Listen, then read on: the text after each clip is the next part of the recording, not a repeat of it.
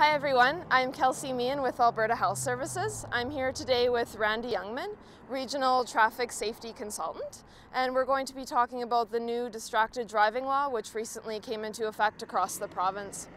Hi Randy. Hi. So when did this law come into effect? As of September 1st of this year, the Distracted Driving Law came into full force and is being enforced throughout the province. Okay, so can you go over some of the activities or all of the activities that are not permitted to be taking place in vehicles under this law?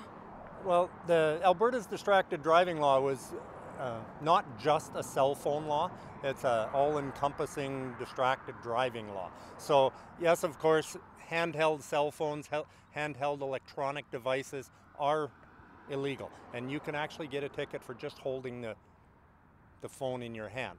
Other things that are also illegal are watching DVDs, the portable DVD players, using laptops. Basically anything electronic is covered under the new Distracted Driving Law. Programming GPSs, grooming, combing your hair, putting makeup on, all that sort of thing is covered under the new Distracted Driving Law, as well as some of the old standbys. Reading a newspaper is illegal in your car now. You are allowed to glance over and check an address or do something like that, but reading, writing, grooming, electronic devices, handheld electronic devices are a complete no-no. Okay, so with that said, what are some of the activities that would be permitted in a vehicle? Well, talking to a passenger, for instance, there's a lot of question as to, well, can I even talk to a passenger? Of course you can. The passenger's with you in the car and they're engaged in the act of driving, and they can actually be a help to you. And so talking to a passenger is fine. Having a coffee, you can still have a coffee, you can have a pop, you can do things like that, or have a snack. There's been some erroneous information out there that no, you can't eat, you can hardly even chew gum while you're driving, and that's just not the case. Okay, so are there any exemptions to the law? There are exemptions to the law for people that need to use two-way communication for their business, for their livelihood. First one that comes to mind, of course, is all our emergency personnel. Using their two-way radios are paramount, but they're still responsible while they're doing that. Our carrier trucks and that sort of thing, our commercial carriers, sometimes they have to get a hold of their dispatchers and that sort of thing. Taxis have to get a hold of their dispatchers, and all of those sort of things are still permitted. Okay, so what is the fine then for breaking this law?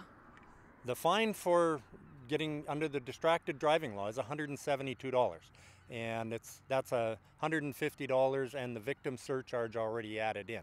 So it's $172 and there's no points associated with that at this time. Okay, so for young drivers then especially that are wondering, there aren't any demerit points associated with this? No demerit points associated with this at all. But don't forget that there still are other laws that cover this sort of activity, and if a person is doing it a lot, they could be wrote up under the careless driving laws and that sort of thing, and those do carry some heavy point totals. But also you got to remember too that bicycles and motorcycles also are classed as vehicles. And so the Distracted Driving Law covers bicyclists, motorcyclists, as well as four-wheeled vehicle drivers. I think what some people are wondering too is if they get a distracted driving ticket, will it appear on their driver's abstract? It won't appear on their driver's abstract at this time. The Office of Traffic Safety has tried to keep it fairly straightforward and simple, and it's a $172 fine. And what people right now seem to be focusing so much on how much the ticket is, which of course can make a big difference. But the big thing to remember is about 30% of all of our crashes, all of our injuries, and all of our fatalities are caused by distracted driving. They're of one sort or another. People looking around, people often la-la land as they're driving.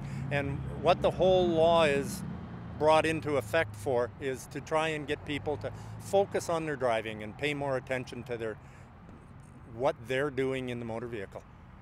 Okay, thanks very much for all the information, Randy. Oh, you're very welcome. Thanks for having me. And thanks for watching, everyone. Remember, keep your eyes on the road.